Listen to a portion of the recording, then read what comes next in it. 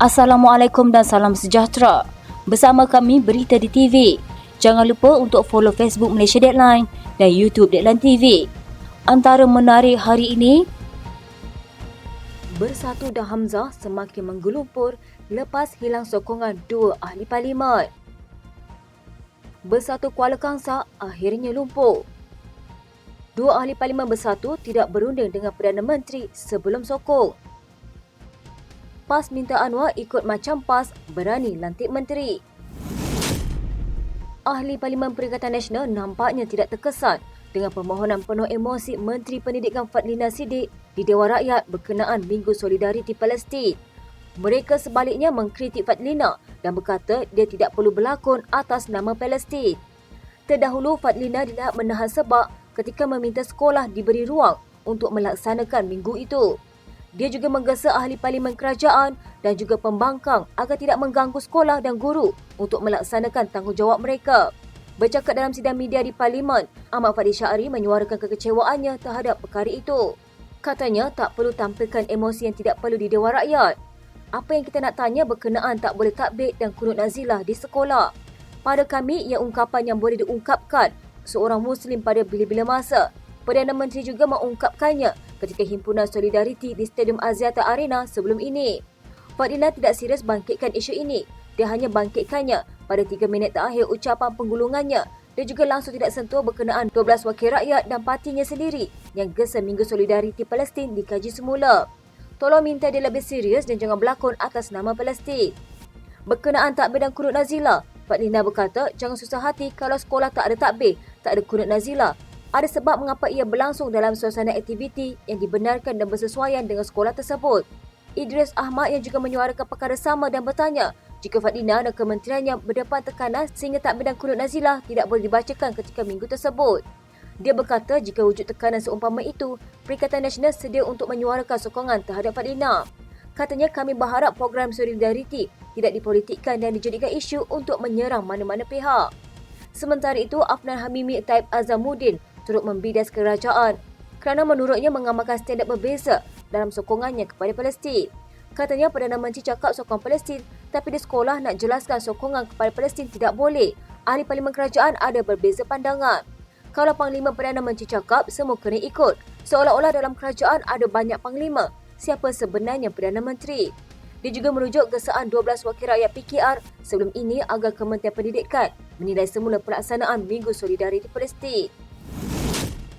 Semua ahli parlimen daripada Bersatu kekal istiqamah menyokong kepimpinan Presiden Parti Tan Sri Muhyiddin Yassin dan sebarang cubaan pihak luar memecah belahkan parti itu melalui tindakan dua ahli parlimennya yang bertindak menyokong kerajaan tidak akan berjaya. Perkara itu ditegaskan Setiausaha Agung Bersatu Datuk Seri Hamzah Zainuddin susulan tindakan ahli parlimen Kuala Kangsar Datuk Iskandar Zulkarnain Abdul Khalid dan ahli parlimen Labuan Datuk Suhaili Abdul Rahman yang baru-baru ini menyatakan sokongan kepada Perdana Menteri Datuk Seri Anwar Ibrahim. Katanya pada masa yang sama, Bersatu amat komited dalam usahanya memperkasa Perikatan Nasional yang sudah mendapat mandat dan sokongan besar rakyat dalam pilihan raya umum dan pilihan raya negeri lalu. Justru Bersatu tidak akan berkompromi dengan sebarang salah laku disiplin dalam kalangan ahli, khususnya membabitkan ahli parlimen maupun ahli Dewan Undangan Negeri. Isnin lalu, Suhaili dalam satu kenyataan menyatakan sokongannya kepada Perdana Menteri dan ia dibuat selepas mengambil kira semua permasalahan rakyat Labuan yang berdepan dengan kos sara hidup yang semakin tinggi serta gangguan bekalan air dan bekalan elektrik yang berterusan. Beliau ialah ahli parlimen kedua daripada Perikatan Nasional yang bertindak sedemikian selepas Iskandar Zulkarnain melakukan perkara sama pada 13 Oktober lalu. Mengulas lanjut, Hamzah berkata, Majlis Pimpinan Tertinggi Bersatu memutuskan Badan Pimpinan Negeri mengambil alih pengurusan bahagian Kuala Kangsar dan Labuan sementara menunggu keputusan Lembaga Disiplin terhadap dua ahli parlimen itu yang juga ketua bahagian di bahagian berkenaan. Selain itu, katanya Naib Presiden Parti, Datuk Dr. Razzie Jidin pula dilantik sebagai Ketua Badan Pimpinan Negeri Wilayah Persekutuan berkuat kuasa serta-merta bagi menggantikan Suhaili. Sebelum ini, Hamzah yang juga Setiausaha Agung PN mendakwa Iskandar Zulkarnain diugut supaya menyokong kerajaan dan jika enggan, beliau akan didakwa atas kesalahan rasuah. Beliau mendakwa tindakan menakut-nakutkan ahli parlimen Kuala Kangsar itu dipercayai bertujuan mendapatkan sokongan supaya kerajaan Madani kembali memperoleh sokongan 2/3 majoriti di parlimen. Bagaimanapun Perdana Menteri menafikan dakwaan Hamzah dan menuntut beliau mengemukakan bukti selain menyifatkan tuduhan itu sesuatu yang serius dan sepatutnya dibuat laporan untuk disiasat. Menteri Pertahanan Datuk Seri Muhammad Hassan memberi peringatan kepada Batalion Malbat 850 11 Angkatan Tentera Malaysia yang akan berlepas ke selatan Lubnan bagi menyertai misi keamanan PBB di negara itu agar bersiap sedia untuk sebarang kemungkinan. Peringatan itu di tengah konflik yang kian memburuk di Gaza yang berdekatan dengan Lubnan. Muhammad berkata demikian ketika acara penghantaran kumpulan pertama Batalion Malbat 850 11 di Pangkalan Udara UTM di Subang, Selangor. Diketuai Kolonel Burhan Saguni, Malbat 850 11 dianggotai 854 pegawai dan tentera ATM, 30 tentera Brunei dan seorang pegawai Kementerian Pertahanan. Kontingen ini akan menggantikan Malbat 850 10 yang telah bertugas di Lubnan sejak kira-kira setahun lalu. Katanya, penugasan kali ini lebih mencabar ekoran konflik Israel-Gaza yang mengakibatkan ribuan nyawa terkorban dan kemusnahan harta benda. Konflik bergolak ini secara langsung memberi kesan kepada situasi keselamatan di selatan Lubnan yang tentunya akan menyukarkan pengoperasian kontingen Malbat 10 dan 11. Saya harap saudara-saudari dalam kontingen akan sentiasa berwaspada dan bersiap sedia bagi menghadapi sebarang kemungkinan apabila menggantikan Malbat 850 10. Kekalkan setiap berkecuali dan sentiasa utamakan keselamatan serta mematuhi peraturan dan prosedur yang ditetapkan pasukan interim PBB. Muhammad memberi jaminan anggota Malbat 850 10 dilaporkan di selatan Lubnan dilaporkan dalam keadaan selamat walau di tengah ketegangan di Gaza. Malaysia menghantar pasukan tentera secara tahunan ke Lubnan sebagai penglibatan dalam UNIFIL yang bermula pada Januari 2007 susulan perang di Lubnan pada tahun sebelumnya. Kontingen Malaysia yang dinamakan sebagai Malbat 850 merupakan kontingen ke-6 terbesar dalam UNIFIL dengan 833 anggota. Malaysia telah terlibat dalam 37 misi PBB dengan 5 daripadanya masih berjalan. Selain misi pengaman di Lubnan, Malaysia turut menjadi pemerhati PBB di Kongo, Sudan, Sahara Barat dan Yaman. Pangkalan UNIFIL di selatan Lubnan telah beberapa kali diserang roket dan artileri sejak beberapa minggu lalu dengan beberapa anggota dilaporkan cedera. UNIFIL berkata pihaknya sedang menyiasat serangan itu. Muhammad berkata penglibatan Malaysia dalam misi keamanan menunjukkan pengiktirafan antarabangsa terhadap profesionalisme dan kewibawaan ATM. Dia berpesan agar para anggota menjalankan tanggungjawab mereka bagi membuktikan Malaysia komited dalam usaha kemanusiaan dan keamanan. Katanya kepada ahli keluarga, saya berharap semua turut mendoakan kesejahteraan dan keselamatan mereka sepanjang di bumi Lubnan. Majlis Pimpinan Tertinggi Bersatu akan mengelola urusan parti itu di bahagian Kuala Kangsar dan Labuan selepas ahli parlimen mereka di situ memberikan sokongan kepada kerajaan. Setiausaha Agung Bersatu, Hamzah Zainuddin berkata, ia adalah langkah awal buat parti terbabit sebelum lembaga disiplin menentukan nasib kedua-dua ahli parlimen berkenaan. Dua ahli parlimen yang menyatakan sokongan kepada kerajaan itu ialah Iskandar Zulkarnain Abdul Khalid dan Suhaili Abdul Rahman. Pada masa sama, Hamzah berkata, Razif Jidin dilantik sebagai pengurusi bersatu wilayah persekutuan bagi menggantikan Suhaili.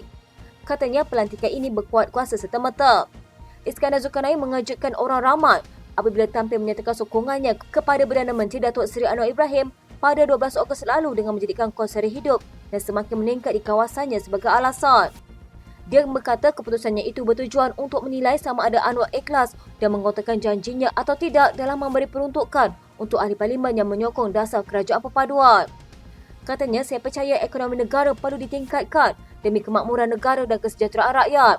Oleh yang demikian, saya menyokong Perdana Menteri atas apa-apa usaha yang dilakukan untuk mengukuhkan ekonomi negara.